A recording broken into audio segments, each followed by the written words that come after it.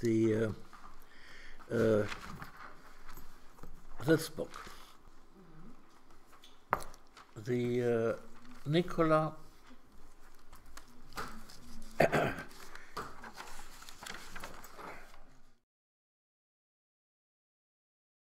here, Nicolas Pons-Vignon is the senior researcher at the University of Witwatersrand in South Africa, the Corporate Strategy and Industrial Development Unit, and his research focuses on labor issues.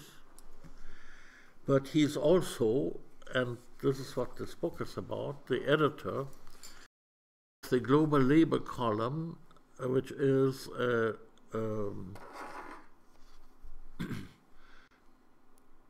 weekly, is it? Yeah. Launch of articles of interest to the labor movement, which is sponsored by the ILO, and which is also linked to the Global Labor University. The Global Labor University being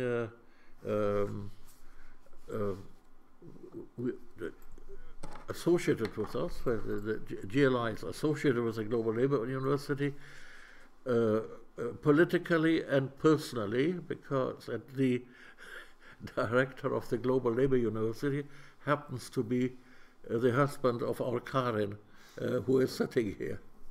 So it's a case of interlocking directorates, as you can see. And the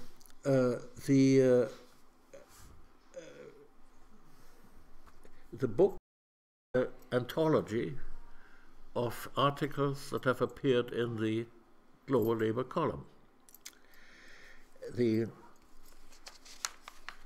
Nicola will present it. The co-editor of the Global Labor column, Mbuso Nkosi, is also the co-editor of this book.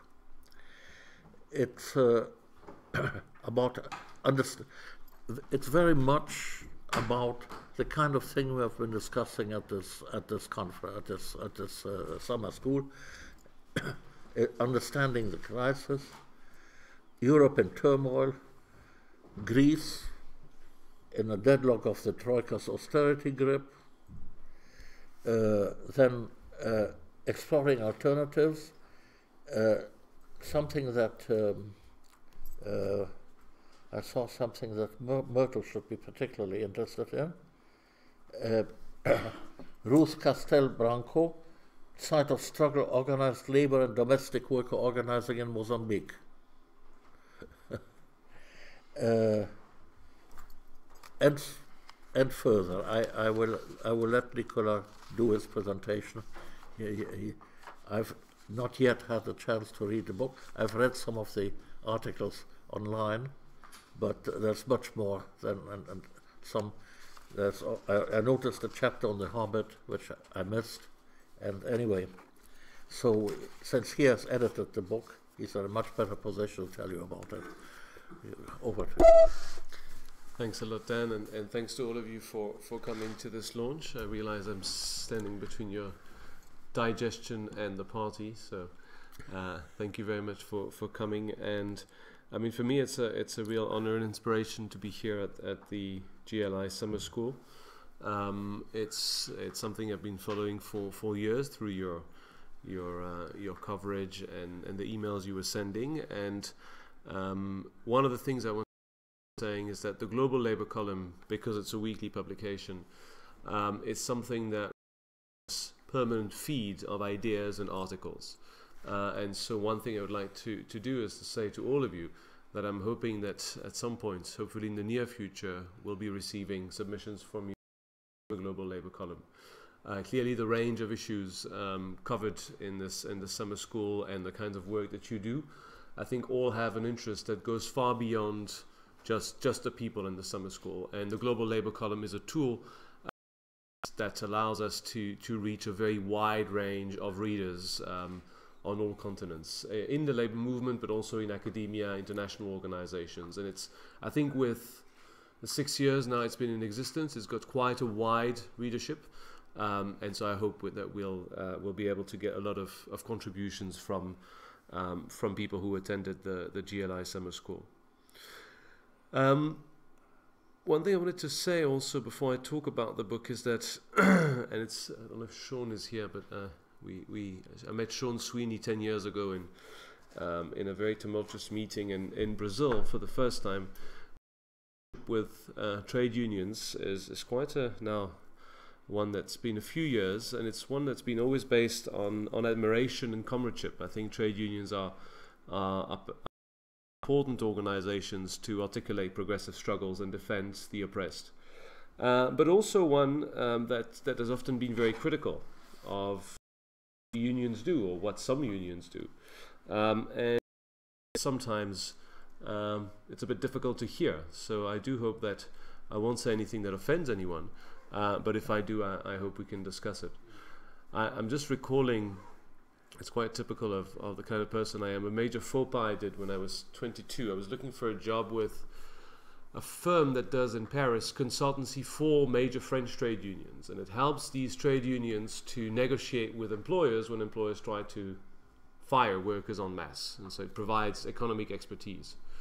And after 3 interviews, this firm said to me, "You sound a bit too militant for the kind of work that we do." And they said, "You have to realize that we're working with established trade unions. We're not working to try and organize the people who aren't organized at all of the work we do. We have to service our clients." To which I responded candidly, "Don't worry. I remember very clearly the images in the early 1980s when the Renault factory was on strike outside of Paris.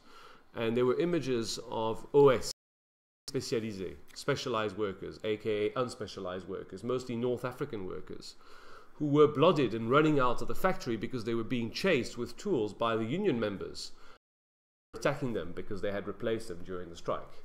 Obviously, the employer's face went like, okay, and I didn't get the job. But so I hope they won't be anything offending. But I do think that part of what is critical in the work of the global labor column, and I think in this book, is to say unions have a huge potential, perhaps the only real potential for progressive change, but they've been losing a lot of ground in the last 30 years. And I think that's what I want to start by talking about. First thing, and I mean, I'll talk about a few topics which in the book, rather than just give you so it's got how many? A lot of chapters, because these are fairly short articles, 30 chapters. So I'm not going to attempt to give you a summary of the book or the chapters, but just try and touch on a few issues. And the first one, which I think is at the heart of a lot of the questions you've been discussing, and certainly that I'm interested in, is the idea that class struggle is dead, something that is relevant. And that's something that's been since the late 1980s, early 1990s very much discussed. No? The idea of a conflict between capital and labor being the main driving force of either the evolution of the economy and society or of progressive change is seen as passé. That's being explained because there's declining number of union members, declining number of wage workers in many cases. And in fact, a lot of people argue that either new kinds of social movements or indeed new kinds of governance can actually solve collective problems. It's talking of class struggle would be something of the past. Now, whenever I hear this argument, which of course is the key argument behind attempts at sidelining unions and labor as agents of change, I'm always reminded of that graph, which I drew, which I think is very pretty, but that's just self-congratulation. That graph is often used by an economist called Gabriel Palma when he's asked, how would you define neoliberalism? It represents, so that we would have to imagine that this is 1900 and this is about 2000, so the 20th century. It represents the evolution of the top 1%, the share of total income in the United States of the top 1%, going from around 15-14%, going up and up and up until the crisis at the end of the 1920s.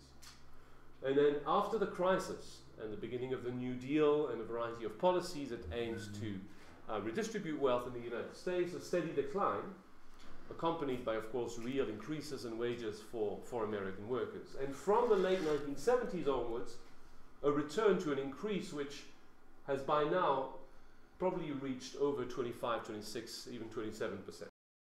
And what Gabriel Palmer often says is neoliberalism is the art of achieving this. Over a quarter of total income appropriated by the top 1% in a...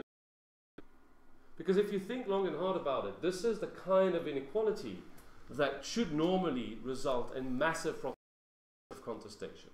And yet, it is getting worse and worse.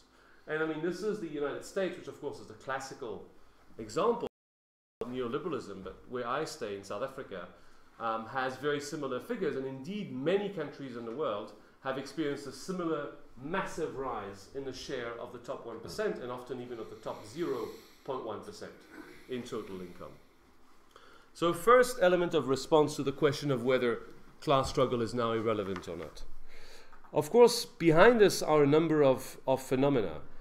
One of the ones that is perhaps least discussed but most important, and which was alluded to in discussions today, is taxation. In the last 30 years, capital has been paying less and less tax, partly because tax rates have gone down, or certain forms of the most progressive taxes, for example inheritance taxes, have been dramatically reduced or scrapped altogether. An inheritance tax, of course, is the key tax instrument to prevent of elite capitalist classes. But another thing that's been happening massively and which is undistinguishable from neoliberalism is the huge amount of tax evasion that is taking place. And that is taking place increasingly in a legal because of changes to regulations that make a lot of very, very old practices, such as transfer pricing, on which a lot of British imperial companies have founded their wealth. You create two subsidiaries. The one subsidiary buys a product from the other at a deflated price, and the other sells the product to the other at an inflated price. And so you transfer huge amounts of money away from a place where it could be taxed. Now this has, and these and other kinds of practices, hybrid companies and so on and so forth, have become so commonplace that even the OECD, perhaps one of the most neoliberal organizations in the world, is actually starting to worry about it. To give you just one figure that is drawn from an article by Ilan Strauss in the book, in 2011, your competitor, Amazon, generated £3.3 billion in sales in the UK and paid a total amount of corporate tax £0, thanks to such practices. Now, at the end of the spectrum, you have a gradual increase in the nominal tax rates that are imposed on labor and on workers. And in fact, an incredible shift which on the one hand shows that capital is richer and richer, but it's paying less and less tax while labor is paying tax. This is, of course, in a context of stagnating and often declining, in particular in the United States, real wages being wages adjusted for inflation. In other words, if you have an increase in 5% in your wage, but inflation is 7%, you've got a decrease in your real wage, your real purchasing power. And it's been widely assessed that for the US over 30 years, there's been no increase for the great majority of workers in real terms. There's also been rising unemployment, rising labor casualization. And one of the consequences of this, which feeds back in the loop of the enrichment of capital, in particular finance capital under neoliberalism, is that increasingly impoverished working families have to depend more and more on finance for their reproduction, for their daily life. That has been the case more and more for housing, with programs to push working families to purchase their houses. Of course, it's the case in many countries and increasingly for retirement, entirely managed by financial actors, and increasingly, as we know, for healthcare, and more in the United States and in the African continent for education, where more and more education, primary, secondary, and tertiary, requires indebtedness in order for families or adults to be educated. Now, what we forget to think about often is that all of this has not by any stretch of the imagination or any measured standard increased or improved educational or healthcare outcomes, But what it's done is it's massively increased the income for capital from the provision of all of these things, which used to be provided by states or directly, publicly, for free. Now, what I would argue based on this and many more things is that rather than thinking about class struggle as being a passé concept or class struggle being dead, we need to think about class struggle as having been won. And that's something that, by the way, somebody who knows what he's talking about, Warren Buffett, has said in no unambiguous terms. He said, you know, we've won it. Finance capitalists have won class struggle very, very clearly in the last 30 years. And I think that's a victory that is very much attributable to what we call neoliberalism, what I describe now. And I want to go a bit more into this. Because if you think of it in the tradition of Karl Polanyi, you would almost have thought that something like this, something like an increase, a massive increase in inequality and captured by an increase in the top share of income. You know, this period has had several crises. There's been a crisis in the late 80s, there's been a crisis in the late 90s, and there's the massive crisis we're experiencing. At some point, this inequality combined with economic crisis should have resulted in a counter movement, right? A counter movement of re-regulation and re-decline of inequality. And it hasn't happened. So far, neoliberalism remains largely uncontested, as the Greek crisis reminds us day after day. This dogma is not changing, although the facts have proven it terribly wrong. So how can we explain it? Things that I think is crucial in understanding this is a very, very and far-ranging discursive victory of neoliberal capital since the 1970s. And I say discursive victory to say it's a victory in the way in which we understand the world. First and foremost in the world where we live, the academic world, in particular in economics, which is clearly the most uninteresting social science of all, but one that I chose to work in partly because I found it to be an incredibly important site of struggle. If any of you are interested, there's a beautiful article written by Lazier, an American neoclassical economist, economics imperialism. Unlike Ben Fine, who criticizes economics imperialism, Lazier actually listen, if a policymaker goes to a sociologist, a historian, an anthropologist, or a lawyer, with a simple question, as policymakers do, they have simple questions. Should we do this way or that way? Or how do we solve that problem? The answer is going to be complicated. You need to look at history, there are many factors, it's not one-sided. A good neoclassical economist will give you a very convincing answer. It's always going to be the same answer, regulate less, allow price mechanisms to operate, blah, blah, blah. But it's going to be a very compelling answer and little bonus on the side. It's going to have empirical support in the form of econometric equations. That victory in the field of economics and over other fields means that the way in which students are taught and the way in which people of influence or people who have academic influence think and talk about key issues in society and the economy is overwhelmingly dominated by very conservative perspectives. These perspectives are highly contestable, have very shallow grounds. I think it's very clear when you think of neoclassical macroeconomic theory and its basis, the efficient market hypothesis that postulates that there is in the long difference between the real economy and the way in which financial markets assess it. I mean, that's clearly nonsensical and it doesn't work, right? It's been shown by the recent crisis in very, very explicit ways, yet it remains uncontested. Why? Just because this is a struggle. The battle within economics has been won. And when I say the battle, I mean, I don't want to go into details now, but one person to whom this book is dedicated, Fred Lee, a very important heterodox economist from the US who passed away last year, documents this. There's a struggle within economics which has entailed the systematic exclusion of Marxist, Keynesian, and other forms of heterodoxies from economics. Again, this is not a lack of debate, or it's not debating and winning a debate, it's preventing some people from entering it. There's clearly a similarly hegemonic victory in the media, and I think I don't need to dwell on this. I think we're all well aware of this. It's very strong in the United States, but I think it's equally strong even in France, the country where I was born. Very, very clear if you think of something like Le Monde, which a few years ago, after 50 years of independence, was finally bought by a large media group and cut out all of the funding for investigative journalism, for example, and cut out also all of its journalists that were more critical on a number of policy issues.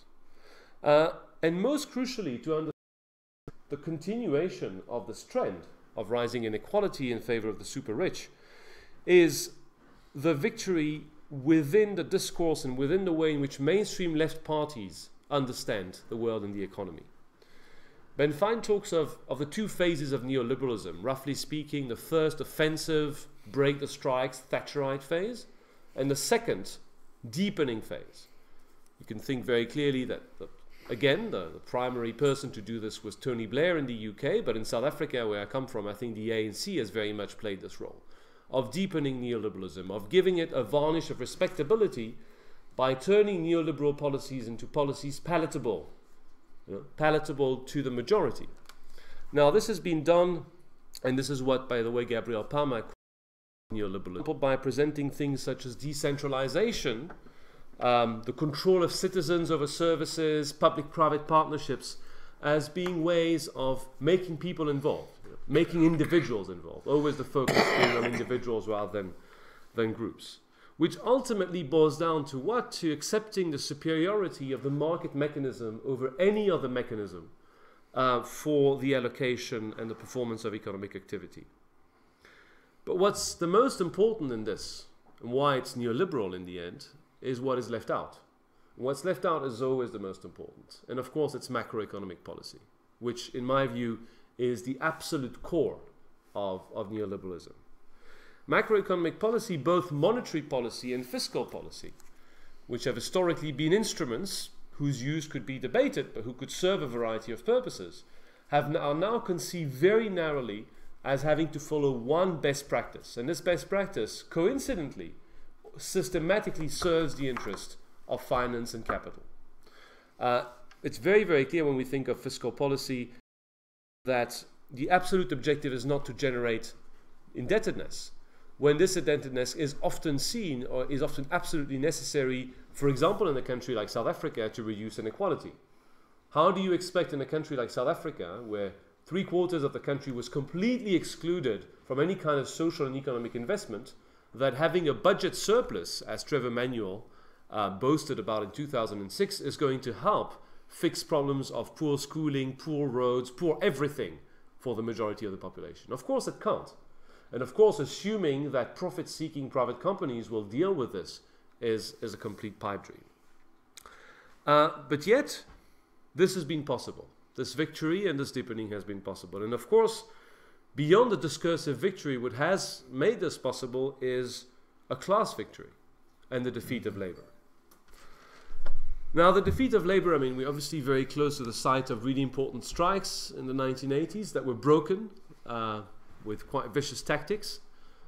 Vicious tactics perhaps only matched by the tactics of the South African government in trying to break the platinum workers' strikes in 2012. But I think there's something much broader than just broken strikes in that victory of capital over labor.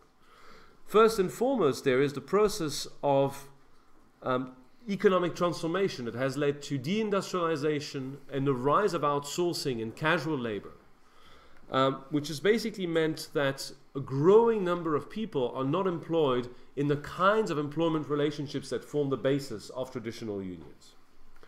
This was foreseen by a French labor scholar, André Gorce, who wrote a book called Metamorphosis of Work in the late 1970s, early 1980s, where he foresaw that the transforming economic structure would lead to more and more working class people being excluded from economic activity, and in order to survive, having to perform reproductive work on behalf of the rich, of those who still had paid work. What he called the rise of the care economy, but of course care for the rich. To buy time for the rich to go on holidays, they need to have people looking after their children, cleaning their houses, tending to their gardens. Again, South Africa is perhaps the most striking case I've seen of that kind of articulation. And of course, these jobs are typically atomized, more difficult to organize. But I want to go one step further, and I'm almost done, to say that after now over 30 years of these kind of restructuring taking place, and I mean, there were big debates about the beginnings of this in the 1970s, at the time, I think, of the last great Marxist debates around Harry Braverman's book.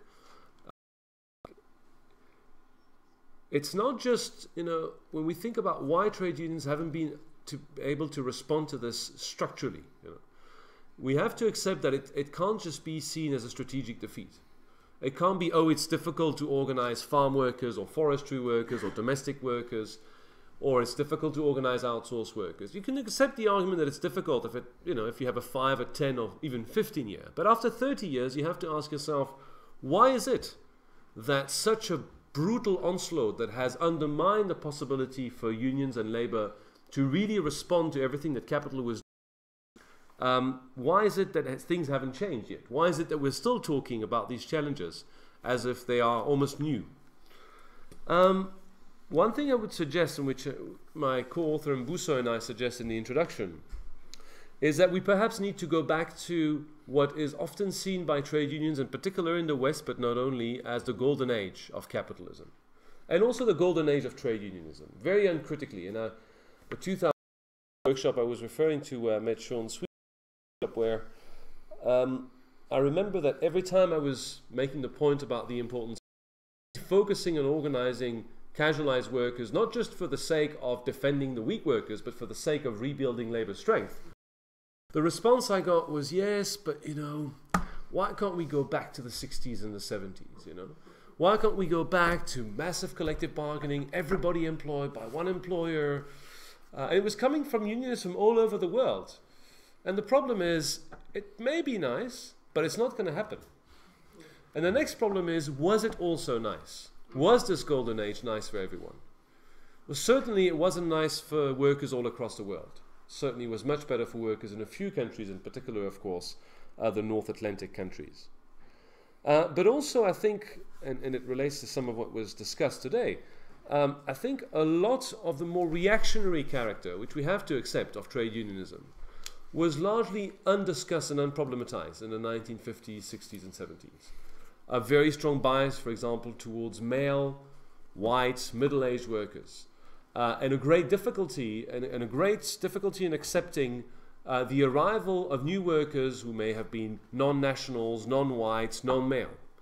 All of these characters, which were then present already very, very clearly, which have meant that with the transformations of capitalism, this insider-outsider thing, us against them, that capitalism was precisely, and neoliberalism was precisely trying to divide workers, right, by changing statuses, having a variety of more and more autonomous workers, which of course are more casual.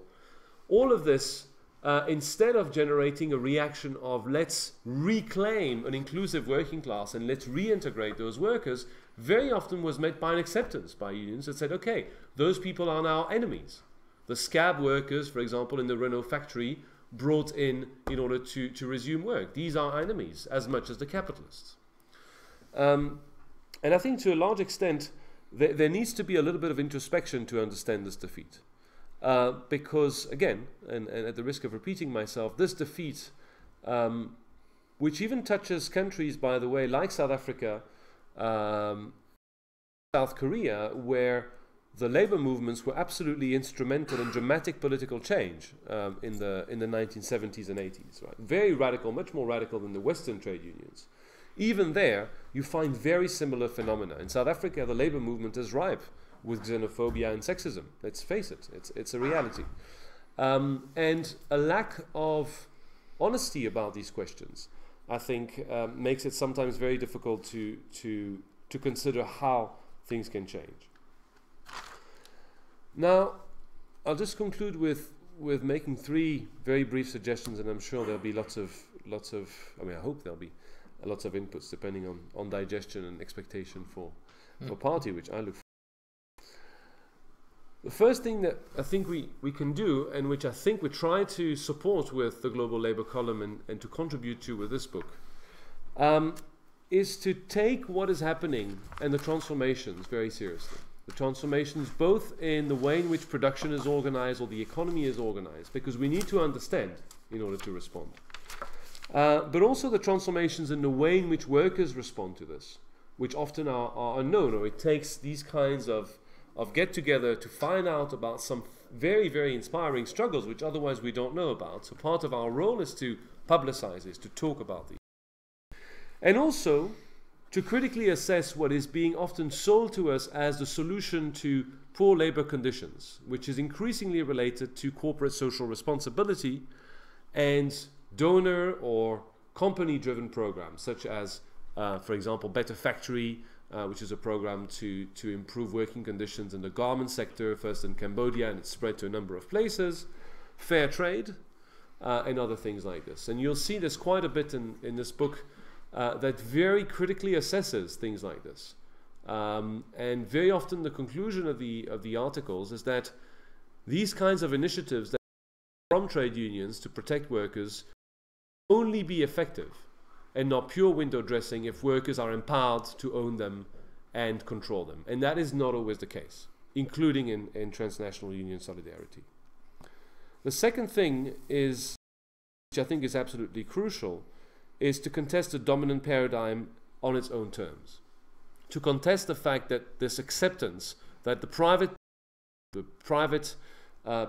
companies are able to deliver services for the majority in a more efficient way than the state.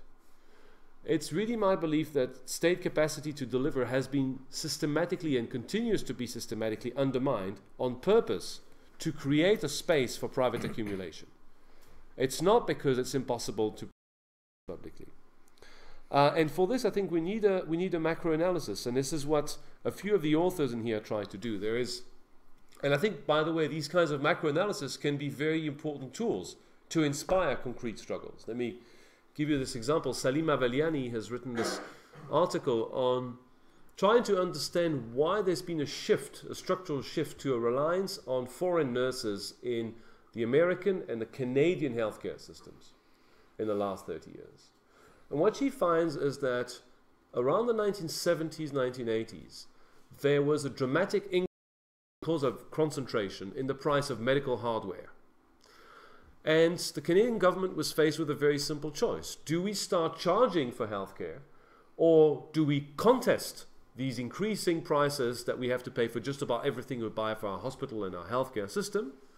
Or do we find a way to save money in order to protect both the interests of the private medical hardware companies, which are very, very powerful, and the free healthcare system? And of course, what they found was that they could undercut labor costs by replacing national workers with foreign workers and undermining labor conditions in order to be able to sustain the healthcare system. Now, understanding these kinds of dynamics, I think, is absolutely crucial to inform struggles that try and undo this. And lastly, and I'll finish on this, we need to build a meaningful form of internationalism of labor. And I think that's what things like the Summer School and the Global Labor Institute seeks to do, and that's what modestly the Global Labor Column and the Global Labor University try to contribute to. We have a whole section in the book which is dedicated to this, and you'll see that almost all of the chapters, really what they do is they dwell on the fact that, as we know, if we are honest, it's much more difficult to do than we would like.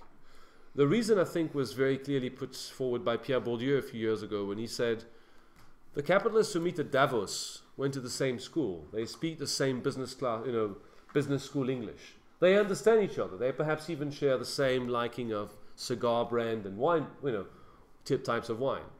Working class doesn't necessarily share as much. They don't necessarily have such a clear understanding of there's much more work that's required in order to bring people together, and also sometimes to confront some of the very, very concrete conflicts that may oppose them. I'm thinking here of something that I know is very dear to Dan's heart, which is the fact that several South African unions have decided to join the WFTU.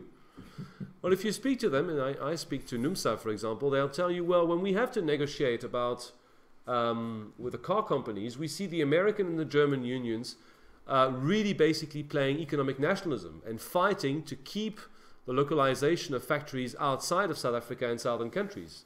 And they completely renege on any principle of labor internationalism when they do this. And of course, this generates a huge amount of resentment from unions in the South. So it's a really difficult thing, but I think it's absolutely necessary, because this kind of struggle that we are waging is very unlikely to be won by separate struggles. And what I'd like to suggest, to just close on this notion of whether class struggle and the working class is a concept of the past, is to say that the basis of building this labor internationalism has to be about reclaiming an inclusive and proud understanding of the working class. Inclusive, and I mean, one of the most inspiring moments I had today with a discussion with Thierry, who organizes sex workers in France, who was saying, ultimately what we want to do is we want sex workers to be part of the working class. And I think that was a very, very, very powerful thing to say, because if we think about it, the working class is as inclusive an identity, if we care to make it inclusive, of course, and to take into account a lot of the contradictions that can be associated with some working class practices. It's as inclusive an identity as will ever be available to us in the struggle we have to fight. I'm done. Thank you. Thank you. Thank you very much. We have some minutes. We have about 10 minutes before the party. We can prolong the discussion. Would anybody like to comment, or do you have any questions, or would you like to know more about some things that Nicolas said? I should have said, sorry, the book is available just in the bookshop here. Yeah. Hi, I'm Clara Pellard from the PCS Union in the UK. I'm not going to be very deep and intelligent because I think I'm quite tired. I don't like economists, usually, because as you said earlier on, most of them are neoliberal or capitalist economists. And so it's refreshing to see people who are different. But I've got this theory, I'm going to test it on you. And I've got this impression that many neoliberal economists actually are failed mathematicians. They don't actually understand mathematics, and they use mathematical graphics and formulas to put on a human world. And it seems to me that even physicians and mathematicians have actually understood better that it's impossible, even in physics, and that's how I understand the relativity theory of Einstein. So I wonder what you think of that, and what you've said about how do we break this circle about they've got, they are in the media, they are the people who interpret, society and economy. How do we get this message out that there is an alternative in terms of economy? And I can think about a couple of examples that I found really useful to better understand, this world. It's like one is David Harvey. Has been like doing those little videos. He's an economist as well. He's been doing some little videos where he explains things, and I found that really useful to make it more simpler. And then the other one is a little animation movie called The Story of Stuff that explains the supply chain, but also link it to climate change. And I'm wondering are you doing any of that? And if no, I think you should. Thank you. Yeah, Myrtle? I think one of the comments that you made is that some people say we can go back. I don't think we can ever go back to what was. But I think if we assess what went wrong and that and put it in the way forward, and as leadership sometimes in this movement, we have the ability to listen where we are going wrong. I think there's a lot of changes that must take place, and the changes must also start from the bottom up to the top. And I think that is the problem that we have. We either afraid to lose power, and we don't want to let go of that power. So if that, I don't know how it's going to happen, if we can only have that change within ourselves, and that change that, yes, we can. And like for instance, if somebody takes that book, I know people are going to criticize, people are going, taking the book to South Africa now, showing it to one of the trade union leaders. Of course, they're not going to see themselves.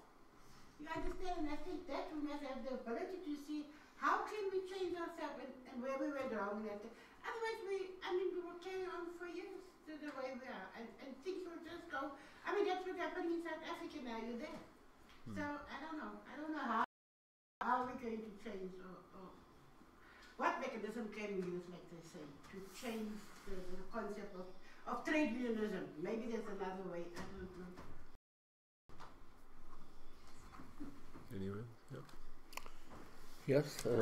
Well, I think it's actually, you know, I agree with your critique on economics in general, but I've actually been quite surprised to see the shift in the discipline in the last 5 years or so. And I think even some of the biggest advocates of neoliberal program, you know, that we've seen them saying we were wrong, we made a mistake.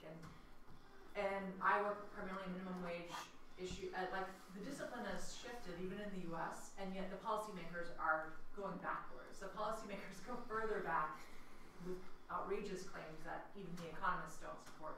So I think it's still a very conservative discipline, but there's a tremendous disconnect between changing of the discipline and actually coming up with an alternative theory. And there's no coherent theory at all. And I think Marxists are to blame as much as the neoliberals, because they also went down the hole of mathematical theory and, you know, debates, endless deep debates on the falling rate of profit. It just didn't give us a coherent political story. There's no counter narrative.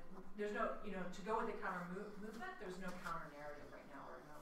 Maybe there is. I don't know if that's what you're saying that there is, but I guess it's so depoliticized and apolitical within the discipline. So it's not enough to critique the neoliberal theories or to critique the financialization of the discipline. You know, what's our political story? Would you like to respond to this now? Yeah. Yeah, I agree that economists, many neoclassical economists, are failed mathematicians. I think the fetishization of quantitative methods is something that is very, very worrying, actually, because you can see it in students in universities that increasingly they want to take these kinds of courses and they want to just learn techniques, and they less and less understand the economy, the world they live in, or what they're going to do with it. And what you see more and more in economics is an evolution which is, for me, one very worrying part of economics imperialism, which is the colonization of other social sciences or human sciences by economics, which is that a lot of economists now use econometric tools to talk about human psychology.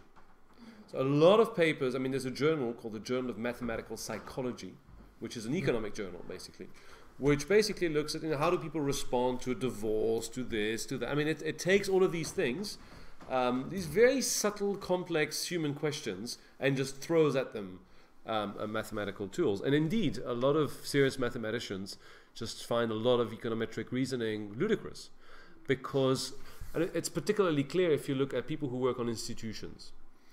So the data, you know, are good institutions good for development is a big question in my field. But how do you measure a good institution? You've got questionnaires given to a few key informants who have to rate between 1 and 5.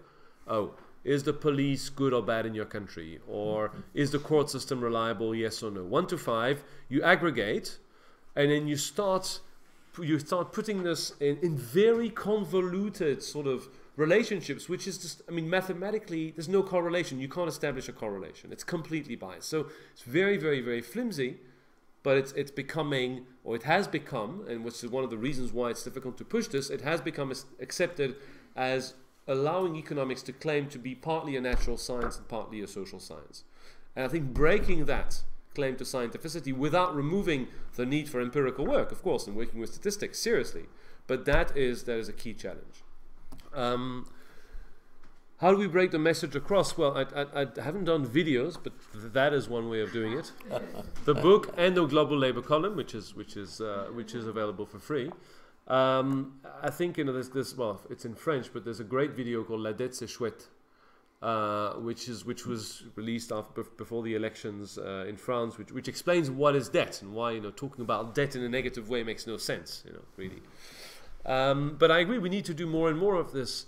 One thing that I find problematic, I mean, in South Africa, for example, is I guess it's the same here, but on the minimum wage, so we're doing work on minimum wage at the moment and trying to push for minimum wage.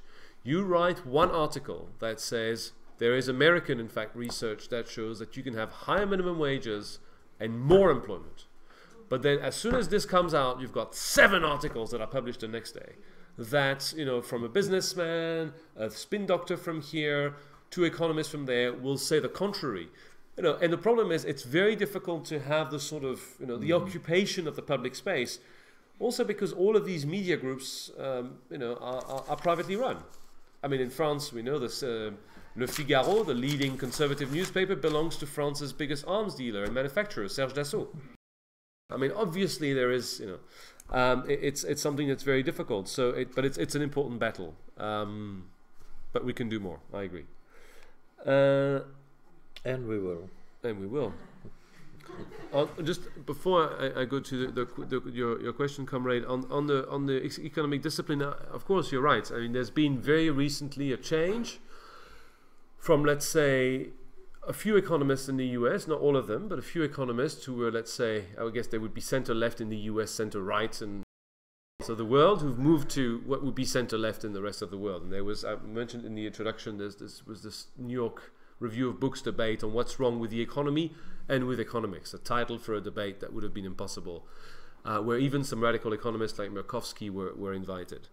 But as you say, I think a lot of this doesn't necessarily percolate to policy making, because policy making now is living within its own bubble and its own paradigm, and it's not really influenced by this. And I think a good example a good parallel to understand this is the World Bank.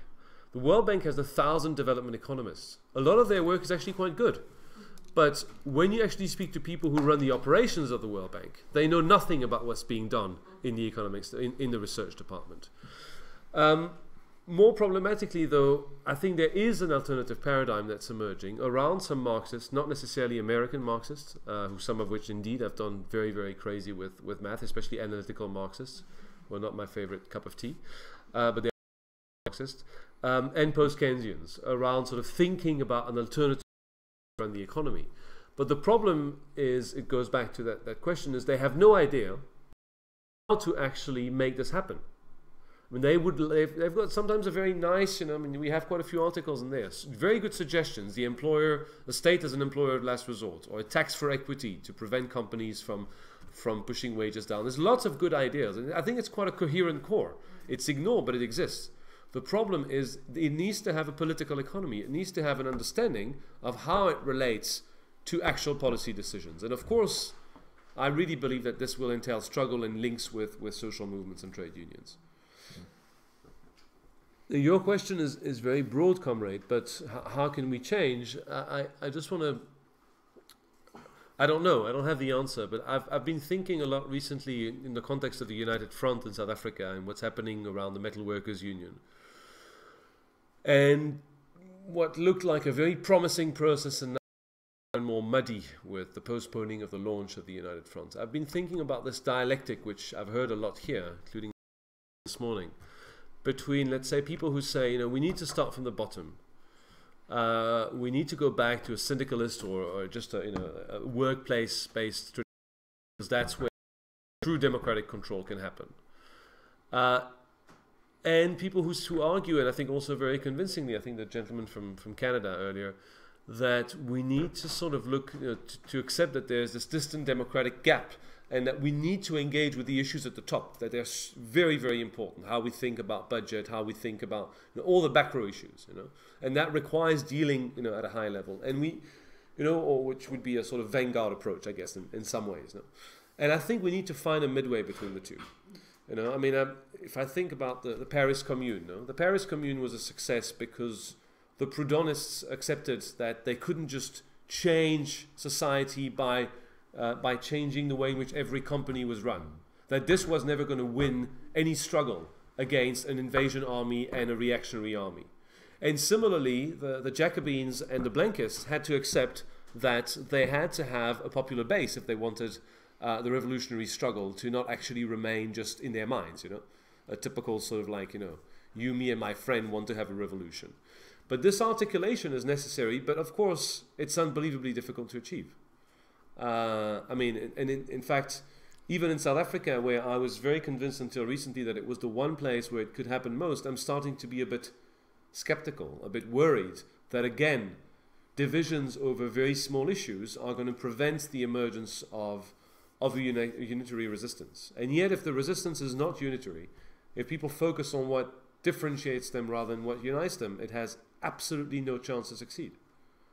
Because what's in front of it is a very coherent ideological police, military, capital front. That's not much of an answer, sorry. Okay, yes. I just was reflecting on a few things as you were talking, and one was with the recently, I might say a little bit off the wall initially, but in Ireland we had that recent referendum, the first country to vote by popular vote, to introduce marriage equality. And then shortly afterwards I was in Manchester and went past the Alan Turing statue, and as we know, Alan Turing was in Bletchley Park, and he ended up basically taking his own life because he was a gay man and he was, forced to do all horrible things to emasculate himself. But it was done with the connivance of the psychiatry profession. And that notion of psychiatry that we have today is that it's neutral, it's scientific, it's above kind of politics. And when we look at the oppression can happen with the connivance of professional groups in society, that we don't seem to have that analysis really around economists, that when you look at the absolute crisis, they're walking free. These people who designed and contrived and were the advisors to the policymakers and whatever, they're free people, and they've devastated, destroyed societies and all that, and there's an absolute refusal to politicise or analyse that in that way. And it's not necessarily the fault of economists. There has to be a way in society that we have to reimagine economists and the economy as accountable. There has to be a democracy about it, and that's really kind of what's missing from the picture. So I can understand why people will put pressure on you. You have to make what you do more accessible. But I think that's part of the role of academia, is to do the work, to do the research, and to provide the evidence. And it's a bit like the domino effect. We all have to pick up, from the work, and that's what solidarity is about, and to find ways of linking in with that. But I just was thinking about the context in which these things happen. Like in Ireland at the moment, even the economic forum debates that are happening within the trade union movement are totally radicalised and changed because of the struggle. When there's no struggle, it's easy for these voices to dominate. But when the struggle happens, all of a sudden they have to be responded to. They have to be engaged with. And it's much easier for neoliberals and even for social democratic economists to rely on the textbooks rather than have to respond to and engage to a class on the move. So I think that kind of fits in quite nicely with what you were saying. But there has to be some way. Oh yeah, I was talking to a mate of mine who's in the Sheffield School of Accountancy, and I never knew there was management accountancy, and they're doing stuff on Marxist accountancy, which I'd never heard of. Yeah. And but one of the things that they're talking about, or actually creating, is a participatory research model. So it's not just academics, but academics working with community groups to produce the knowledge. And some way that kind of that changes the effect in terms of the access to the information that's being produced. So if communities, I know it's used in kind of in history circles or in community history and other kind of type of organisations like that. But that might be one way to kind of examine further how can we can take particular professions out of particular research methodologies and creating other ones so that we can produce a new type of knowledge and information that's much more accessible and hopefully will engage and precipitate faster the possibility for change. I'm not sure how that'll affect, like if your colleagues do that kind of participatory research stuff. Yeah, and I mean, a lot of the work we do is with trade unions, and at the moment on the minimum wage in South Africa, it really is largely about trying to gather research and popularize it to show that a lot of what people are used to think, minimum wages will destroy employment, a lot of these things are very simplistic, and unpack why they are simplistic. So I think, it's crucial. And I think the Marxist accountancy thing you referred to reminds me, I don't know if it's the same, but there's something in Manchester called Kresk, which does really, really good work. They did this excellent report, which I quote in the introduction, the Great Train Heist, or the Great Train Robbery, which is about the consequences of rail privatization in the UK. And a lot of their methodology is to use accounting, because it's by using accounting that you can understand, for example, the business model of supermarkets, who often pay their suppliers at the end of the month, but they sell the products at the till immediately. And what they do is they speculate with the cash flow, the extra cash flow that they generate like this. So in order to break open a lot of how the economy actually operates, you need this kind of detailed research, but it needs to be put at the service of progressive causes. And of course, in the world we live in, the majority of detailed work, is at the service of capital. And so to reverse that pattern is quite a struggle within academia, within the media, and within unions themselves. And I agree, these organizations need to take these kinds of knowledge challenges very seriously, because the devil is always in the detail. And I agree on your point on psychiatry. I think there's a lot of common points between psychiatry and economics. It's two things that have this cloak, sorry, what's the word? Cloak? Yes, Cloak of scientificity, but as Foucault showed quite powerfully about psychiatry, it's just, a lot of it is really very, very problematic, and the same applies to economics. But we need to be able to break the jargon and say, this is what's being said, Did you find this convincing? Okay, yes.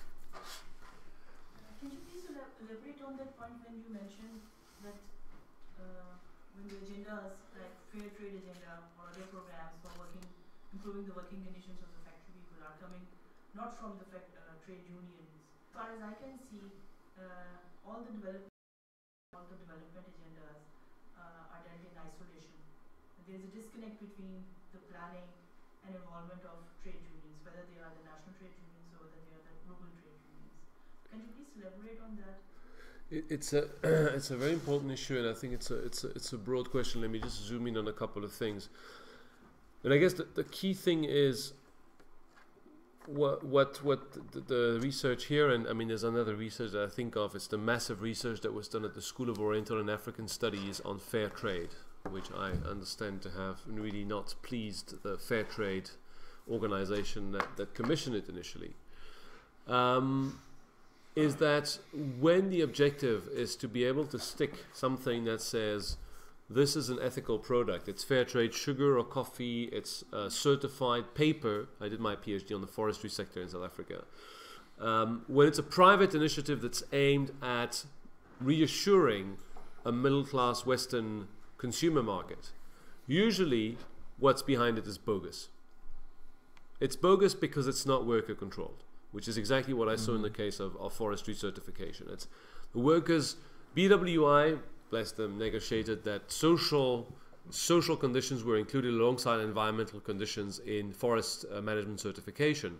But in practice, the workers are so disempowered that they're not able to participate in the process, and therefore, basically a lot of bogus certification happens. And the same applies to fair trade. The research, you should look up this research project. The findings are quite shocking. They find that often working conditions are better. Pay and working conditions of workers are better on non-fair trade farms. Because fair trade puts all of the emphasis in typical development fashion on the owner, the operators of the farm. Part of this whole notion that small farms in the south of the world, in the global south, don't really use hired labor, which is of course bullshit. I mean, if you have a coffee farm, you need a lot of hired labor for harvesting. All of these are very labor intensive, coffee, tea, blah, blah, blah, are all very labor intensive commodities. So what some of the articles here discuss is that there are sometimes struggles by unions to try and participate in these processes. And in some cases it's accommodated. But in some cases there's a pushback against them, where it's basically, we're giving you, for example, better health and safety conditions and transport, so don't ask us for better wages. So there's almost an anti-union bias in some of these programs, and yet these programs are often very seen in a very positive light. It doesn't mean they're completely useless, But what it means is that it's really, really important to try and focus on empowering local organizations and local unions to participate in them. And to put this on the agenda in the countries where these programs take place, but also here. Also at the level of the consumers. Saying it's not enough to just give me a label that say it's fair, it's nice, it's friendly, it's whatnot. No. Where is the actual participation of the workers on the ground? And that's I think that's, I don't know if I answer your question. Exactly the same applies to international framework agreements. Yeah. They work or they don't work exactly on that issue. Yeah. Yeah, there's something on the case of the framework agreement between I forget the name of the company, but the company that makes Zara, the Spanish clothes maker, yeah, and a Turkish union, and which details how there's an attempt at building the mutual capacity of the Turkish union and the Spanish union together, not just having an agreement that is, putting a stamp saying, oh, we have an agreement, and then there's no actual monitoring of the agreement in the actual place of production outside of the mother company. Did I answer your question? More or less, yes. Actually, what I see is that when these plannings are being done, no consensus or no consensus or whatever dialogues is being conducted between those planners and the global trade unions. So what I see is that when these programs come to the countries like subcontinental South Asia, there's a disconnect between the planning during the planning stage between the trade unions and between the donors. Yeah. I think there's a lot of disconnect, but I mean it's like the whole world of development. Development is not about development. It's about looking like you're helping countries develop, and these kinds of things ultimately are about selling. I mean, labels are about selling. Why do South African paper companies try to get FSC certification? Because they know they can't export to Europe if the paper or the timber isn't certified. I don't believe for a second that they really care about environmental or social issues. But that's the weak point. That's the structural power that people were alluding to. There is a structural power, but that's where some research can be useful in identifying where the structural power lies, and how it can be made meaningful by pressing where it hurts. And where it hurts is always the ability to trade.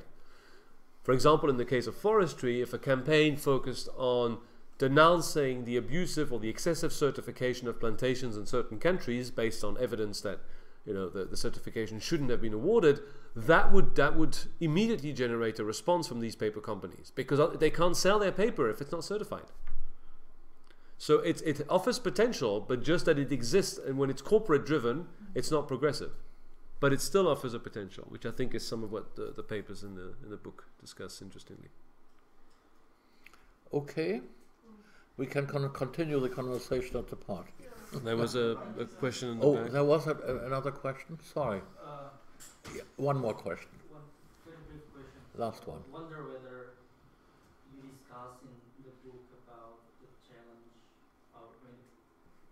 that we have about financialization, and what you think of the response labor movement should have to challenge the financialization. There are several articles about understanding the crisis, and of course understanding the crisis at the heart of it is understanding financialization. It's a very, very broad question, so I can't answer it fully, but we can discuss it more. I mean, broadly speaking, there's many levels. One key level is financialization means that the focus of companies is shifted from being medium to long term to being short term. And just about anything goes. Anything is okay as long as you can pay money to your shareholders. And that has entailed a lot of very destructive practices within companies, in relationship within companies, and so on and so forth. It's, of course, as finance generates so much money, then it also generates enough money to purchase the support of a wide range of people. Purchasing newspapers, purchasing a lot of, investing in universities, investing also in offering careers, for example, to important politicians. Where do now all important politicians in the West, in South Africa certainly, our former governor of the central bank, or not the previous one, but the one before, Tito Mboweni, is now an associate with Goldman Sachs.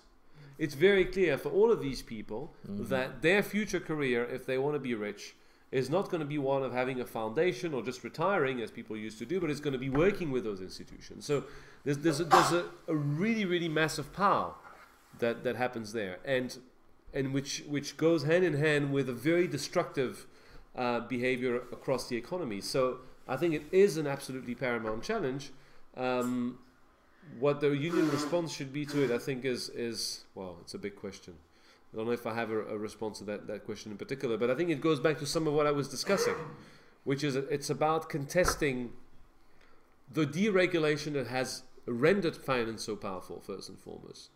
For example, contesting the structural reliance of so many companies on tax fraud, legal tax fraud, if you want, to be able to evade taxes, and massively taxing it. I mean, I think there's a clear case for this.